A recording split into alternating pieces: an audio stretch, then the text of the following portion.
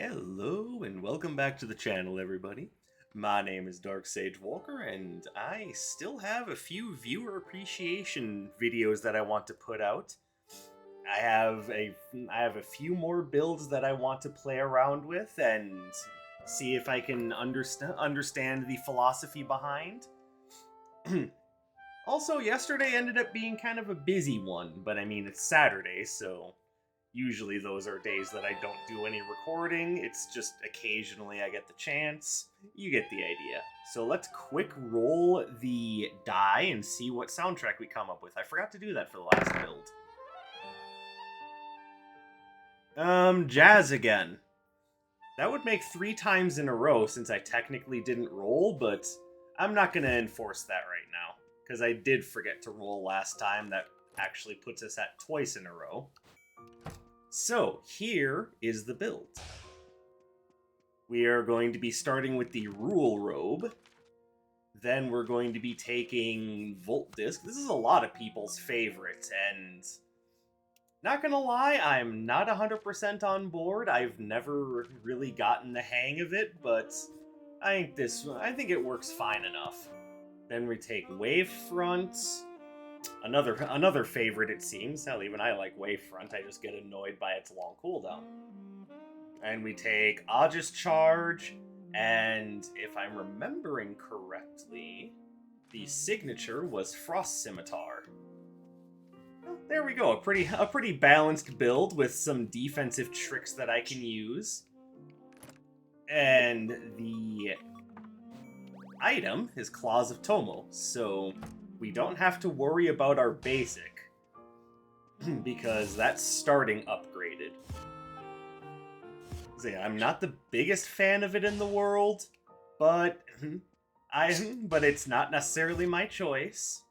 I am working with what you guys want me to work with, so I'm doing the best with what I have, and I'm now fully aware of, and in a positive way, that I am somewhat in the minority on some of the things that I like.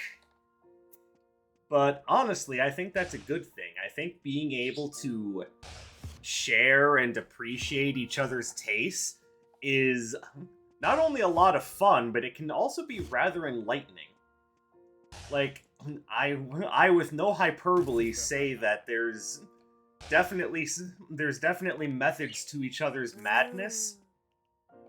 And there's probably a damn good reason why each of us uses what we use. It's like a very small window into our souls, I guess. Like I said, I say that with no hyperbole, but I understand that probably sounds just a little hyperbolic. Alright, so we've got multiple projectiles that I would rather not have to deal with being bounced back by stupid Earth Knights.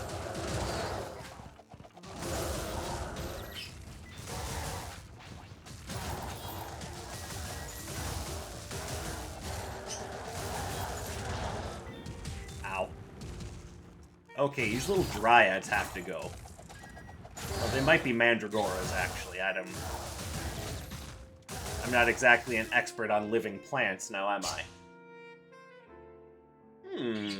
Okay, well, we'll take Tattered Scroll out of those.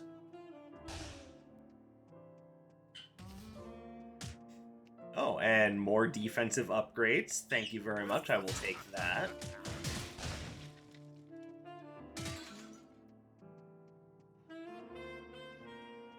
Alright, so immediately got into a punch-up with 2 groups of enemies at once.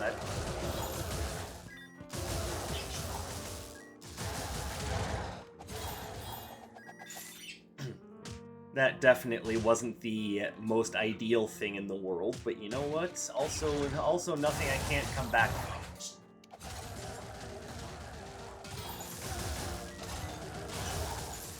Yeah, finally got those spikes to work out in my favor. Right, normally I'm the one getting eviscerated by those damn things. Okay, so what do we have here? I see many things that I like. I see the upgrade for Aegis Charge. I like Aqua Breaker. I also like Dragon Dive. And even though Earth isn't exactly the strongest choice, I would actually rather prefer to get Fire and Water. I can definitely see Dragon Dive being good. So let's come back after we know who... Oh wait, we already know who's at the red portal. Never mind, I can take that right away.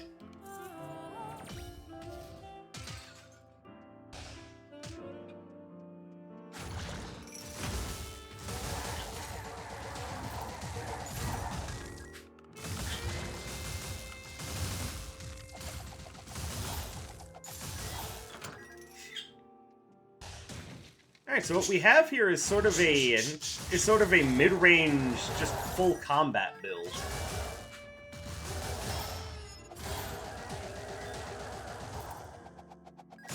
And I can dig it.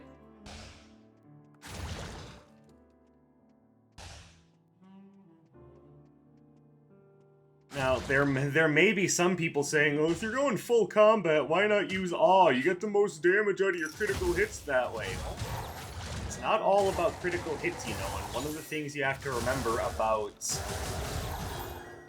about Frost Scimitar is that very first hit is stronger than usual.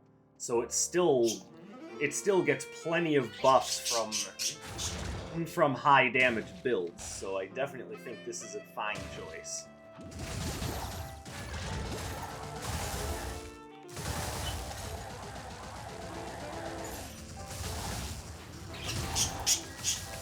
There you go, right through the fireball. Who cares about your stupid magic? Certainly not the bird, he's going nuts.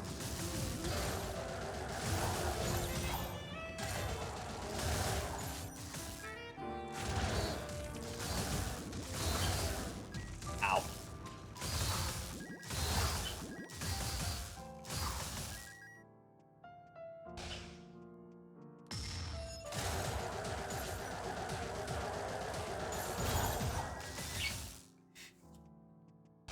Now, when this build was mentioned, it was described as being a slow but steady playstyle.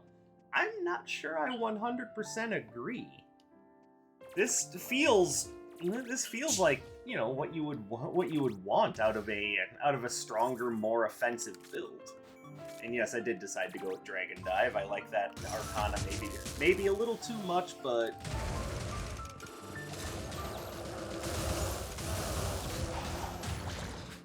I can't help but have my biases.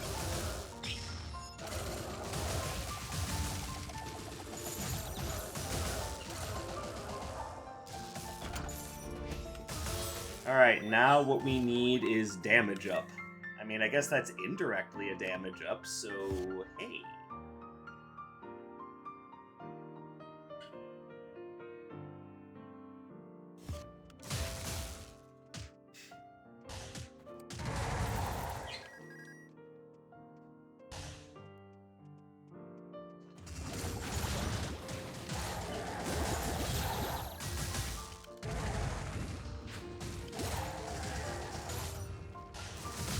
Ow.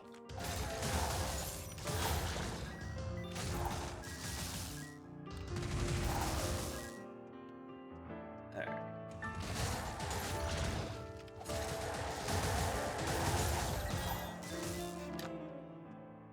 Yeah, this build is kind of fun. I particularly like Aegis Charge. I know there's a lot of people that pronounce that as Aegis. I don't necessarily think either pronunciation is wrong.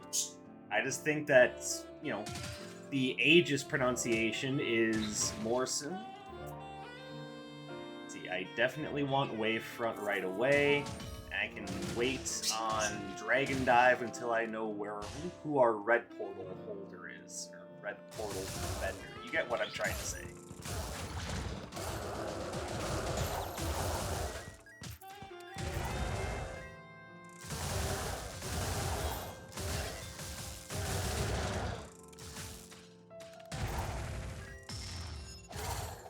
Yes, that was overkill, but I think that's the best part.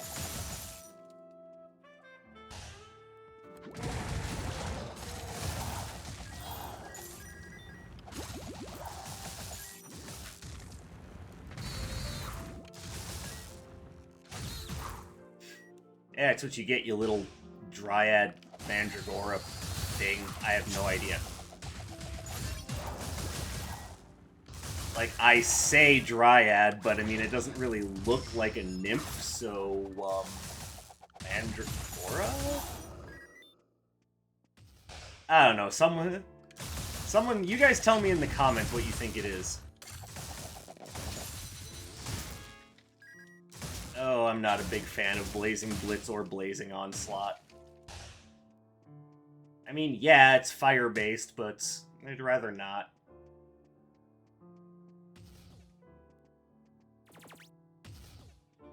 That does mean I can go back and get the Dragon Dive upgrade. And I think I'm kind of okay with not taking Thunder Drop. I would rather not be throwing myself at enemies. But that's what you're doing with Aegis Charge. Which, by the way, I forgot to finish that point. Aegis is the more English-American pronunciation. Aegis is more the Greco-Roman pronunciation. So, there you go. As I was saying, but you're throwing yourself at enemies with Aegis Charge. I just made up my third pronunciation.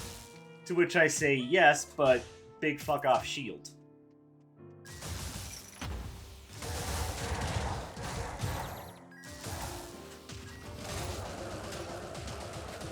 Hey guys, you want to line up for the photo? Thank you.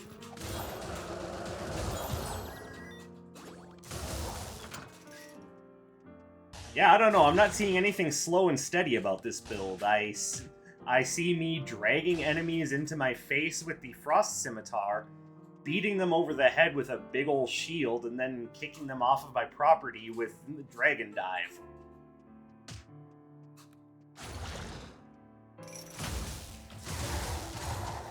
Or, you know, Wavefront if you want to get original build about this.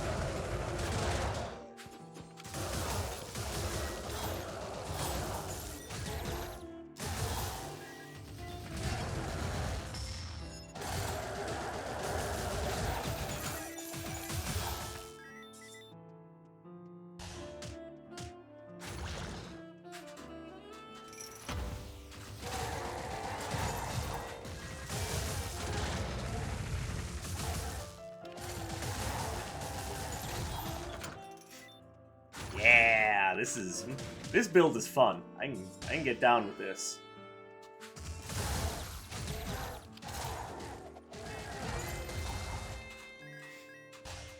Finally got to use a nitroglycerin barrel against an enemy for once. I'll just let that handle itself. Alright, do we got anything here that I really want? You know what? A little self-regeneration can go a long way.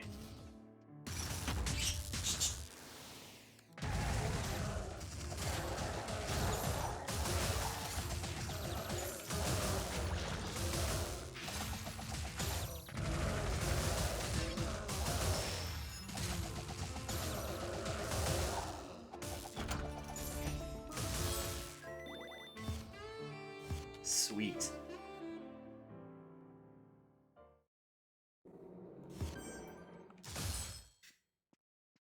Now we move on to Mr. Atlas. Our resident master of Earth magic and contender for Mr. Universe.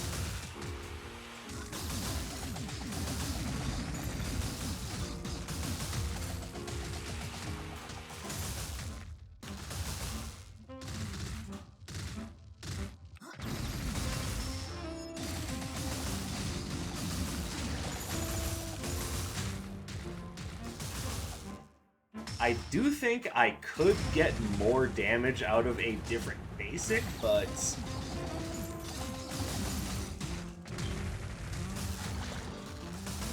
I mean, at that point, at this point, I'm basically just nitpicking.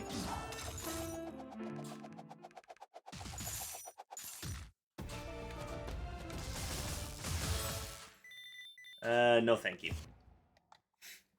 The thing about the Seekers is that they don't give you any signature charge, and you know, I decided to go all in on Tattered Scroll, so that would be a bad move for me.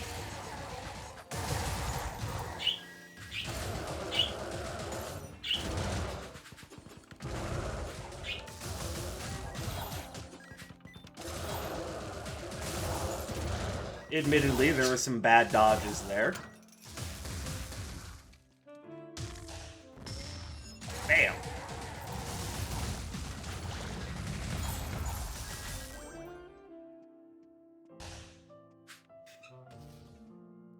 Okay, now we found Dr. Song, so we can definitely work on getting Dr. Song some tribute material.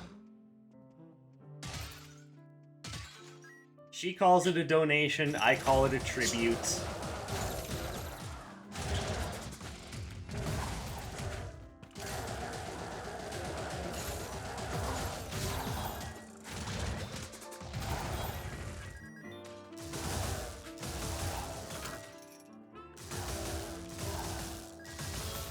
Yeah, giving me a room full of rogues and archers when they have all sorts of cover they can use in the form of 4 pillars in the corners of the room. It's not very nice.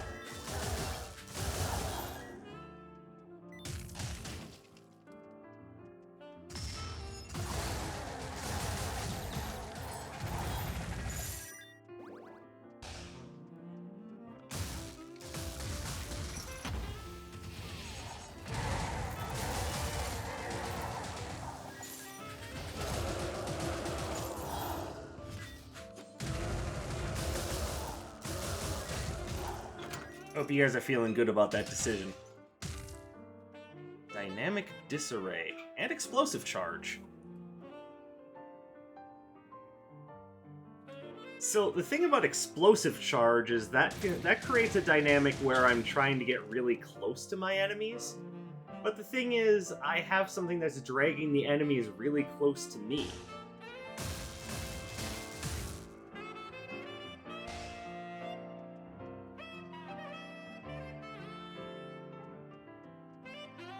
And even though it won't be good against Zeal, I can see it being good again. It's obviously going to be good against Shoot. We know how our boy deals with fire.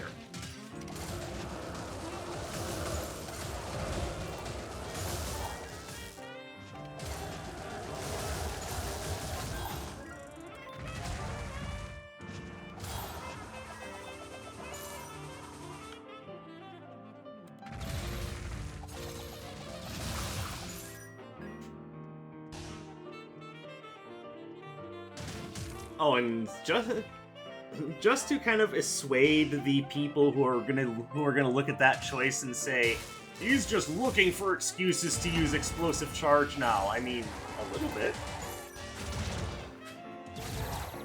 It's not exactly like high up on my choice to grab Arcana that I feel are going to annoy other people necessarily. It just so happens that it goes great with Frost Scimitar. But I also know there was that Bruce Lee-inspired build that used it that I tried out.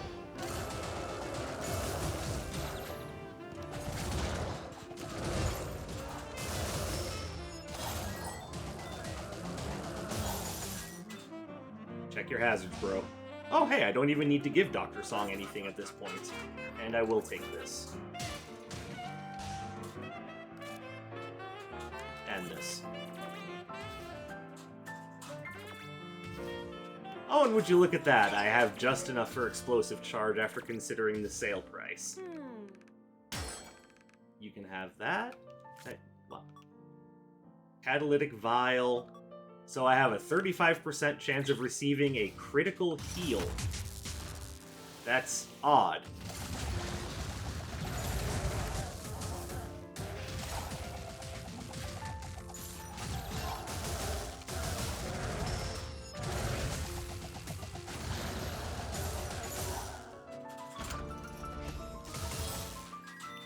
I certainly don't need that, so we'll just move on.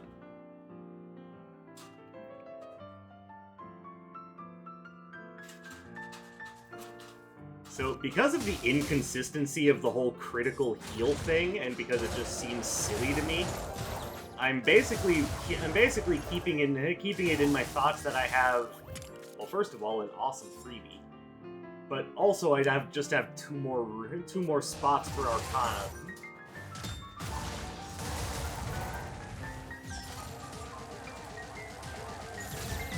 Thanks, gents.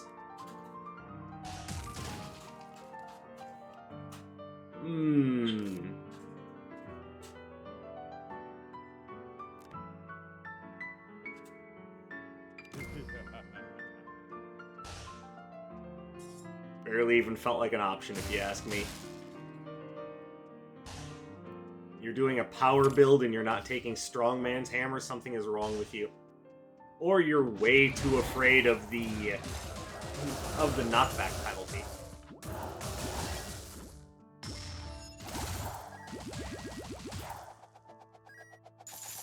Which, you know, I can respect that. It's not like it's a minor knockback penalty, but I mean, 25% on top of, like, you know, 5, it's not that big a deal.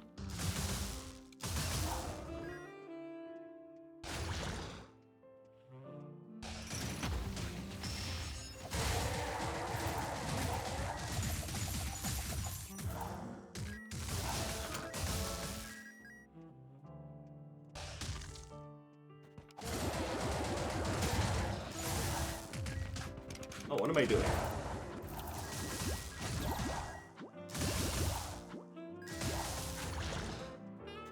God, I got so enamored with explosive charge that I forgot what else I had.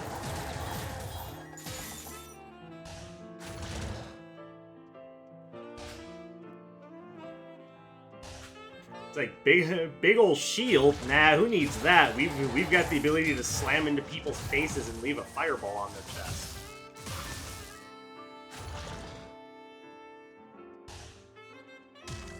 Weren't you just saying that shield was good? Yeah, but fireball on the chest.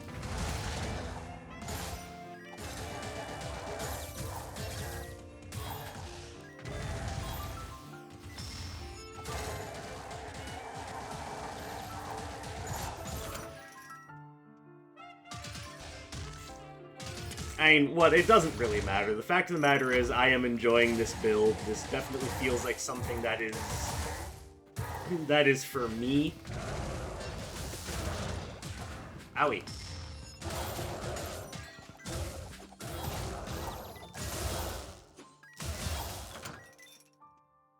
And we have another signature to use. We'll just toss that one out there.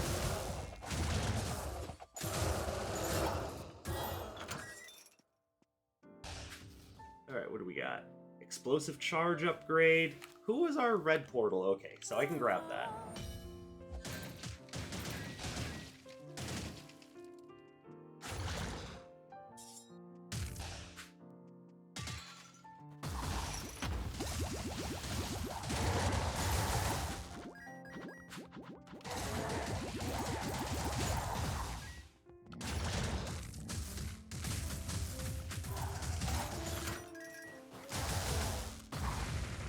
Really, guys? Really? In unison, even? That just feels so rude. Alright, so we do have a method of self-healing, and I feel as though that will definitely help, so... Honestly, no, I don't want that. I want the chocolate.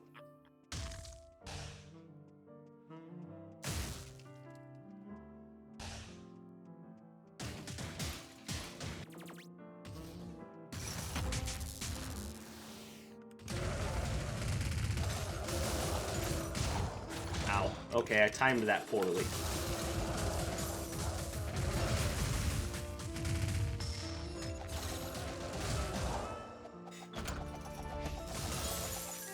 Ooh. Hold on.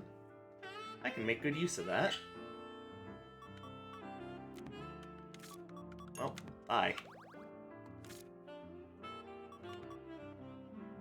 I mean, yeah, 3% armor isn't great, but 45 max health is.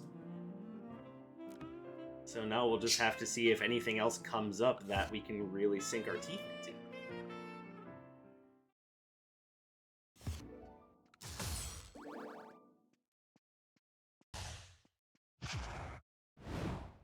Oh,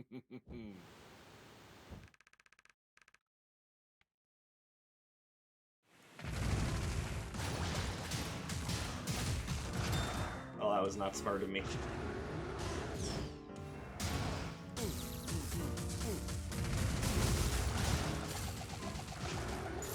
Okay, definitely should have thrown out a Frost Scimitar first.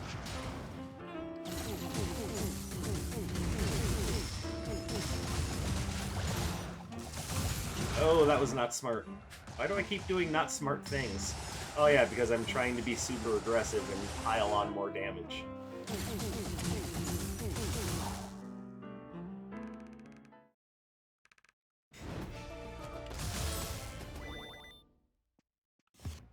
Alright, so if we find something strong and water-based, I will replace Explosive Charge for going through Zeal's level.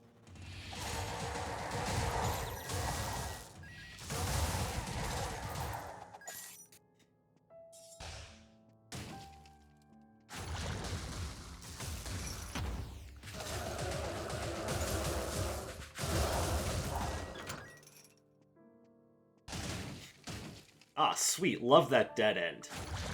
It's the perfect cul-de-sac to build a home on. You know, in the forges of hell. You never wanted to build a summer home in hell? What's wrong with you? Okay, you guys are getting on my nerves.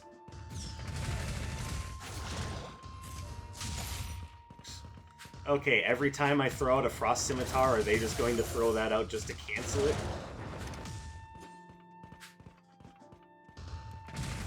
Okay, you jumping jackasses need to get off me. Okay, really getting tired of the Frost Lancers. Or, not Frost Lancers, Flame Lancers.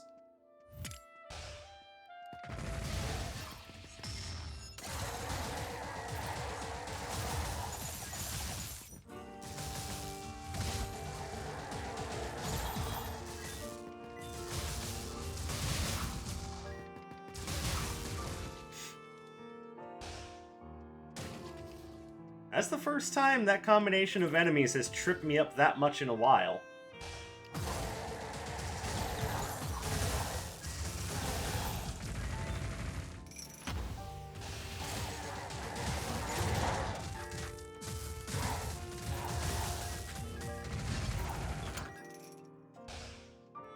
But then again, it's not often that I come in here with something that's destructible to their fire cleavers.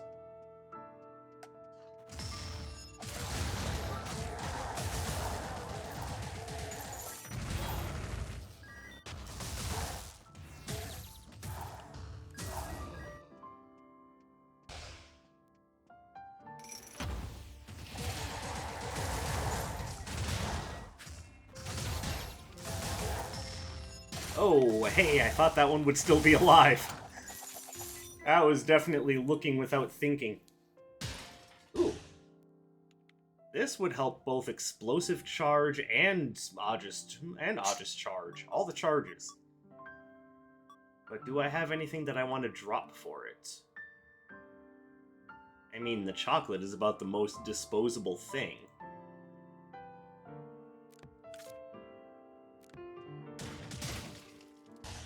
And when asked, do I think that's worth it? Well, considering that it's the perfect follow-up to my Frost Scimitars, yeah, I'd say definitely worth it.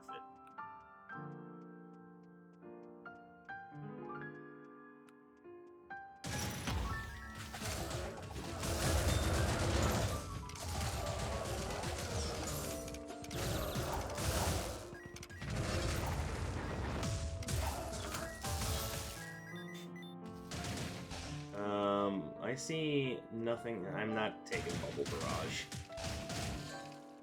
And yes, I could shotgun it into Zeal's face, but I would actually probably be happier with what I have at the moment. That having been said, with Nocturne being right there, I can buy it and give it to him as a tribute.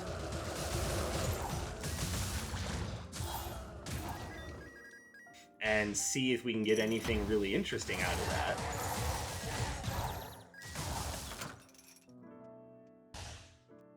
And if we get something really cool that that synergizes with our build, you know, like binary splashdown, that would be nice.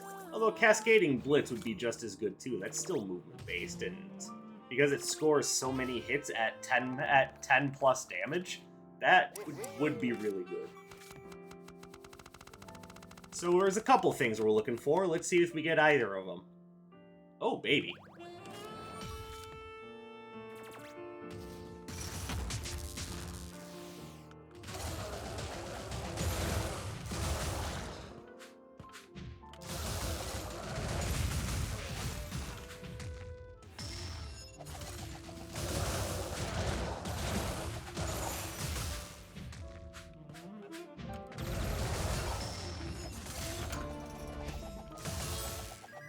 Nope, don't need that. We'll just move on.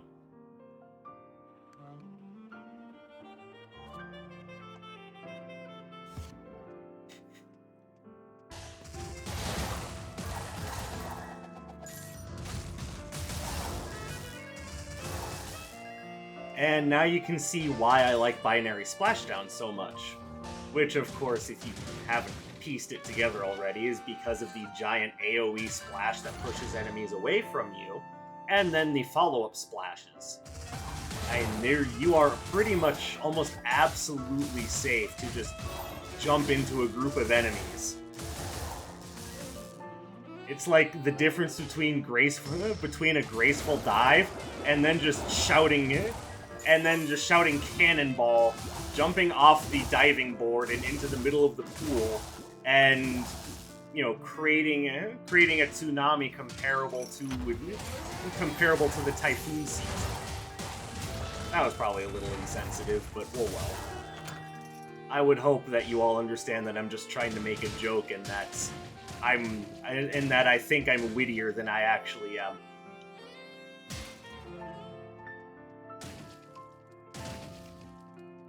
Alright, we haven't found Anders yet.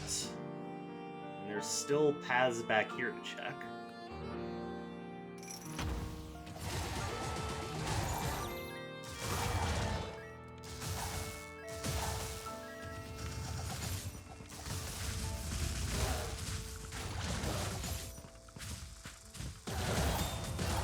Of course, landing on fire doesn't, you know, you don't get safe from that. You don't get to stay safe when you just land on the fire.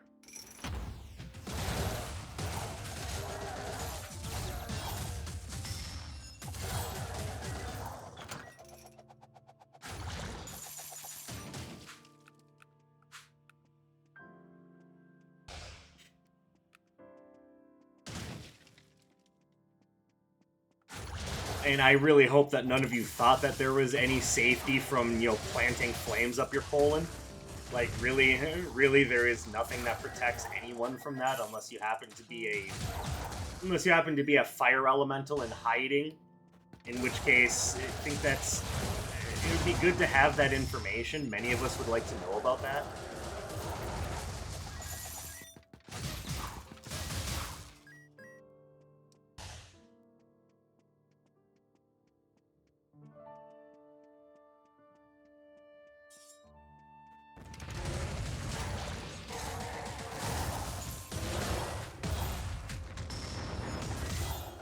Ah, you guys suck.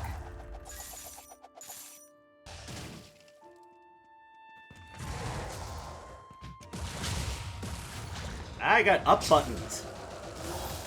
God damn it, controller, I thought we had an understanding.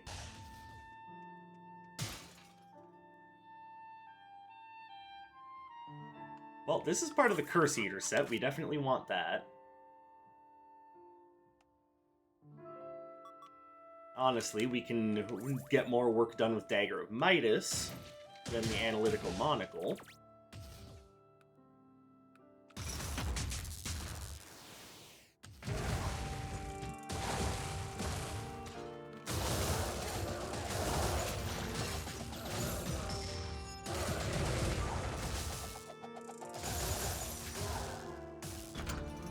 Alright, no more throwing pointy sticks at me. That's okay, but I think we'll be alright without the Tipsy Gladius. Besides, I don't really want to give anything up for it. I think we'll be fine. Yes, I know it would be another cursed relic to add on to take advantage of the Curse Eater set. That's all well and good, but right now I'm doing okay with what I have, and Limo's Leaf will be more than useful for... Okay, it's not every day she leads off with that attack, so...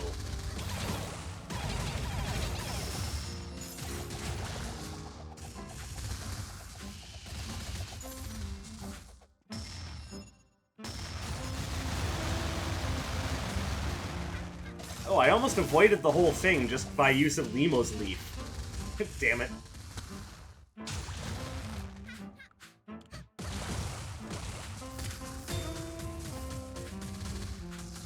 Yeah, I'm not used to her starting that attack, like, right next to me. It's so weird.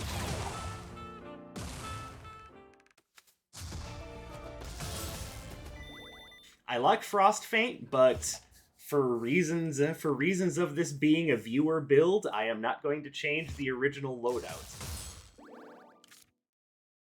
Alright, so now let's go ahead and put Explosive Charge back on.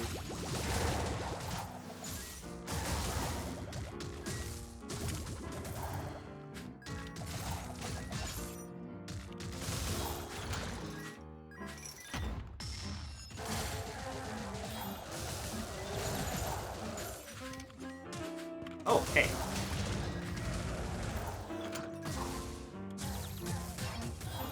That's what you get.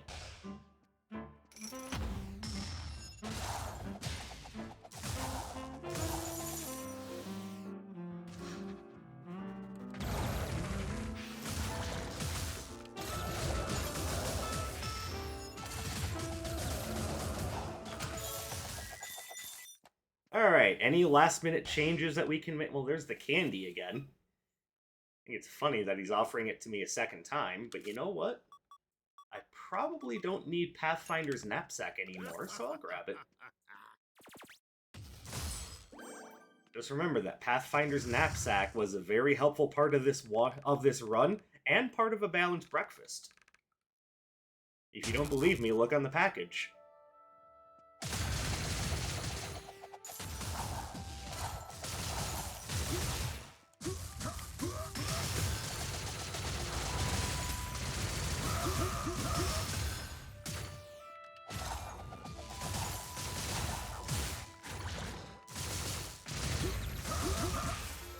There we go. Alright, so now what I can do is just kind of sit here and wait for my cooldowns to finish, so I can just hit him with some surprise explosive charges.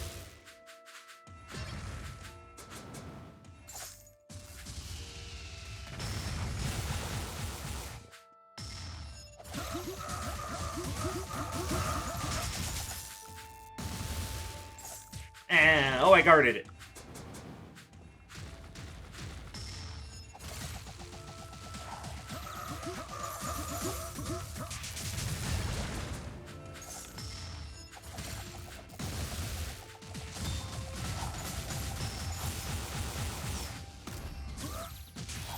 And there we go.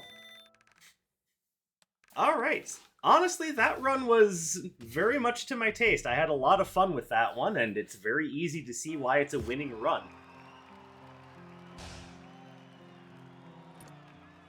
And this run was brought to us courtesy of Tron Bon on my YouTube comments.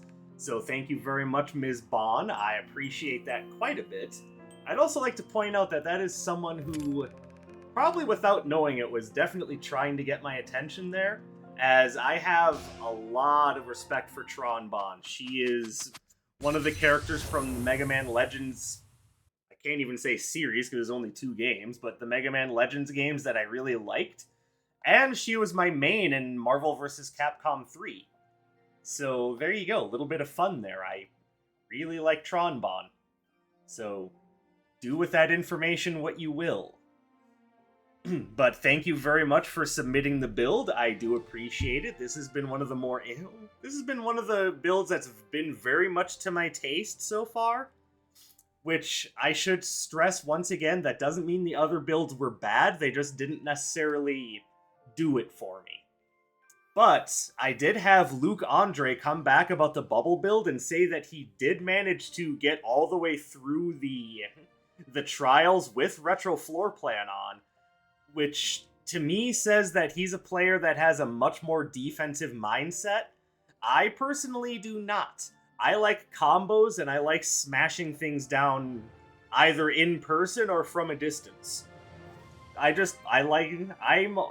always on the attack in this game, so it's just not in my nature to back off and let people run into the bubbles. So there you go. I feel I was a little harsh on Luke for that build suggestion, so I apologize for that. That was just my first initial reaction. So that out of the way, I thank you all very much for watching. I appreciate you sending in your builds to have me try them out, and I'm totally willing to do this again.